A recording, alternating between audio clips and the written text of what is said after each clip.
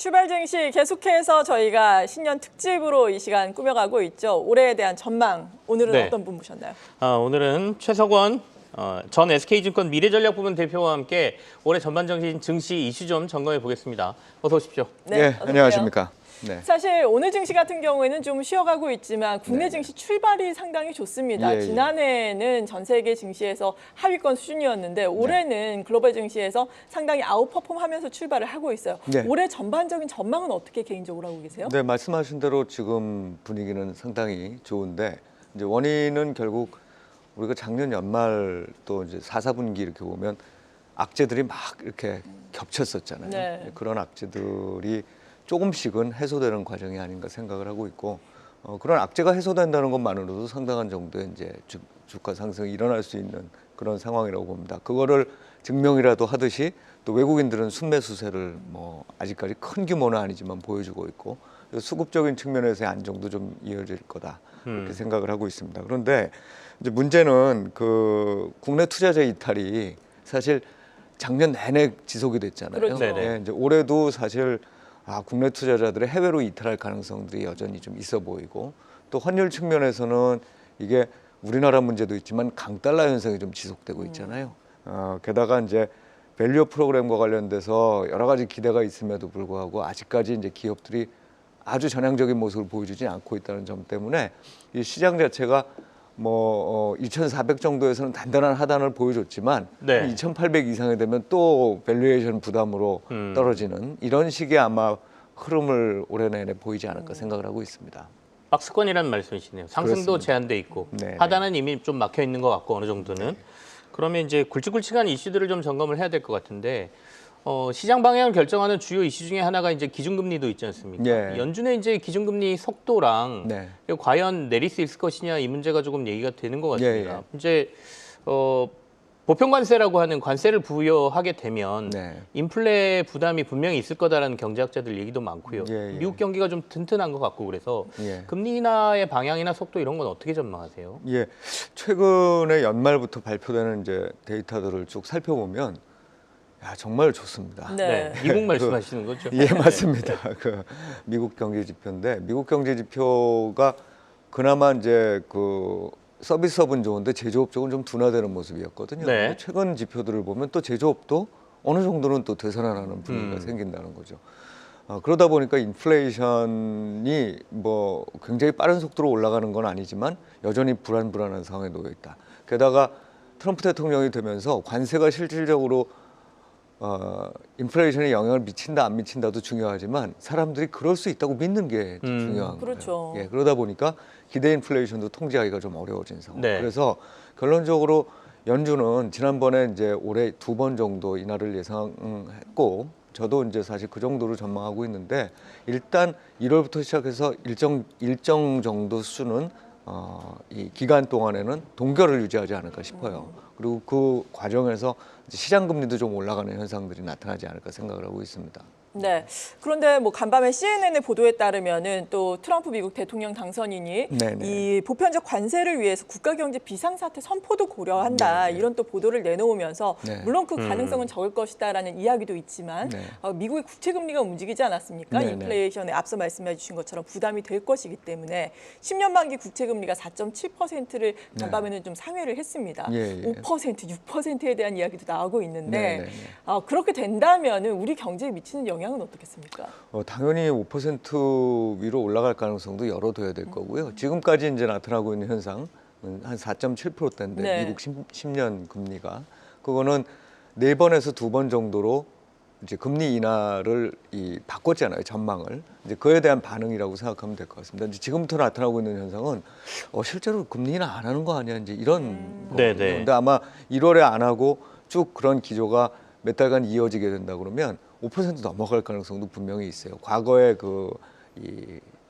장기 금리, 10년물 네. 금리하고 정책 금리 간 차이나 이런 것들을 보면, 근데 이제 개인적으로는 미국이 그런 모습을 보이고 있지만 여전히 그 한 가지 좀 기대를 걸고 있는 건 이 보편적 관세라는 게 기본적으로 강하게 얘기하고는 있지만 상당 부분 좀 전략적으로 협상용 카드일 가능성이 있고 그 또 이면에 그 트럼프 대통령은 인플레이션을 낮추기 위해서 사실 이게 맞는 방향인지 모르겠습니다만 에너지 가격을 내리기 위한 여러 가지 전략들을 또 내놓고 있단 말이죠. 네. 그래서 이제 이런 부분들이 실질적으로 인플레이션에 아주 큰 영향을 미치지 못할 거라고 저는 생각하고 있고, 그래서 5%대 중반 정도의 금리라면 이건 정말 채권 투자자 입장에서는 매우 좋은 상황인 거고, 단지 5%, 5.5% 이런 5%대 금리가 보이기 시작할 때 글로벌 금융시장이 네. 한번 충격을 받을 수는 있습니다. 그러겠죠. 특히 우리나라 시장 같은 경우에는 충격을 받을 수가 있고, 이런 경우에 이제 환율, 강달러가 강해지면, 강달러가 더 심화되면서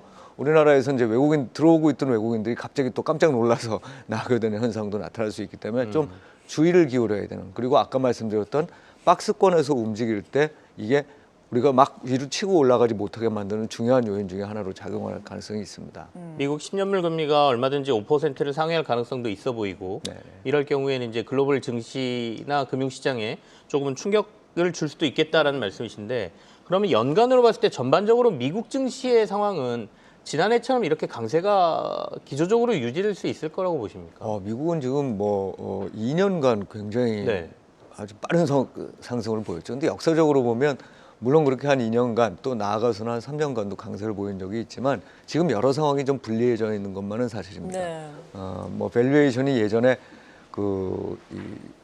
네. 닷컴 버블 당시보다는 낮지만 그래도 높은 수준이죠. 예, 그러니까 여러 가지 산업적 기대가 있긴 있습니다만 그렇게 금리가 높아지게 되는 상황, 또 여러 가지 주변 여건들이 어찌 보면 이제 트럼프가 대통령으로 이제 재선으로 들어오시게 되면서 나타나는 불확실성 등이 작동을 할 때는 당연히 또 흔들릴 가능성이 높은 증시이기 때문에 작년만큼의 실적을 보여주지 못한다. 그래서 기대 수익률을 대체로 한 20%씩 막 오르고 이런 장에서 네. 한 10%대 정도로 그 미국 증시에 대한 기대 수익률도 상당히 좀 낮춰놓은 상태입니다. 개인적으로는. 기대 수익률은 낮췄지만 네. 그래도 네네, 여전히 유지될 거다라는 말씀이 맞습니다. 있으네요. 그거는 기본적으로 워낙에 경제가 강세를 네. 보이고 있거든요. 예.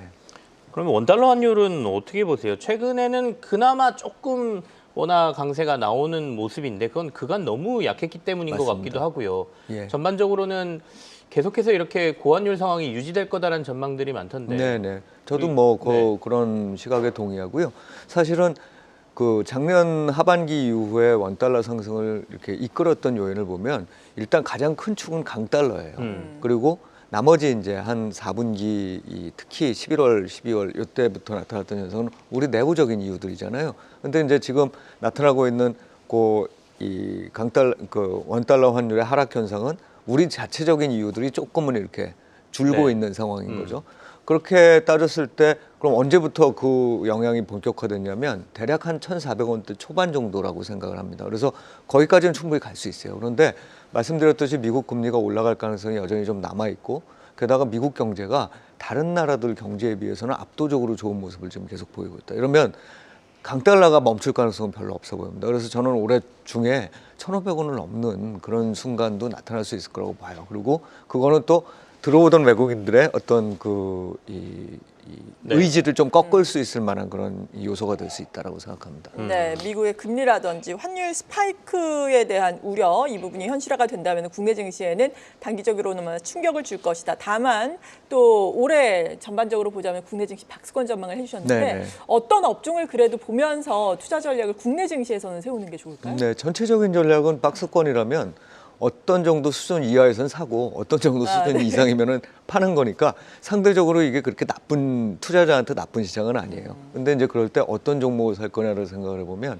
일단 기본적으로는 우리 증시에서 반도체가 이제 최근에 나타나고 있듯이 상대적으로 좀 호전을 보일 수 있고 그 반도체가 호전을 보일 수 있는 배경에는 외국인 투자자들이 이게 삼성전자로 따지면 실적이 제일 나쁠 때 그때 주로 사고 실적이 제일 좋을 때 파는 이런 현상들을 반복하거든요. 근데 지금 보면 실적이 제일 나쁠 때입니다. 그러니까 이제 사서 들어오기 시작하는 네네. 순간이라고 봐야 됩니다.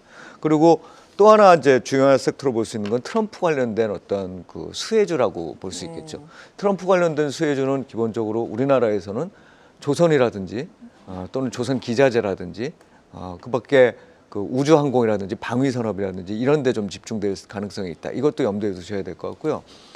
좀 AI와 관련해서는 우리가 반도체, 그다음에 전력 이런 식으로 인프라 구축 쪽에 굉장히 관심을 기울였다면 이번에 CES에서도 나타난 것처럼 실제 우리가 깜짝 놀랄 만한 정도의 자율주행을 경험한 그 애널리스트들이 지금 보고를 하고 있거든요. 그래요? 예. 그렇기 때문에 실용화되는 단계에서 이제 가능성이 있는 기업들을 찾아보는 게 굉장히 중요할 거다 생각하고 있습니다. 자, 이제 전반적인 전략을 말씀해 주시긴 하셨는데 추가적으로 혹시 우리 전 대표님도 가상자산에 대한 투자 의견은 어떻게 가지고 계시죠? 워낙 요즘 네네. 그 가상자산과 관련된 비트코인 뭐 이런 데에 대한 관심들이 많으시니까요. 네네. 근데 그 우리 느끼시겠지만 네. 이게 밸류에이션을 하기는 참 어려우나 그 당시 비트코인이라고 하는 그 가상자산을 바라보는 전 세계의 시각은 점점 바뀌고 있는 건 사실인 것 같아요. 예를 들어서 스위스에서도 이제 투표에 나서고 네. 우리나라에서도 최근에 보면 가상자산 과세와 관련된 부분들 네네. 뭐 이런 부분들에 대해서 다시 또 이 얘기를 하고 여러 가지 형태 이게 그 제도권 시장으로 들어오는 이건 뭐 가상자산도 워낙 크니까 제도권이라고 볼 수 있지만 제도권 시장으로 들어오는 단계에 있다고 봅니다. 그럼 이런 분위기들은 결국은 추세적으로는 거기서 대표적인 이 비트코인과 같은 또는 뭐 이더리움과 같은 것들은 가격이 수요에 의해서 유지될 수 있다는 점을 의미합니다. 그래서 저는 전체 포트폴리오 중에서 많게는 아니에요. 변동성이 크니까. 하지만 5% 이내 정도에서는 일부는, 가상자산을 네. 보유하는 것도 대단히 좋은 어떤 방어적인 전략 중에 하나라고 생각을 합니다. 네, 잘 알겠습니다. 최석원 전 SK증권 미래전략부문 대표 모시고 올해 투자 전략 전반적으로 들어봤습니다. 감사합니다. 네, 감사합니다.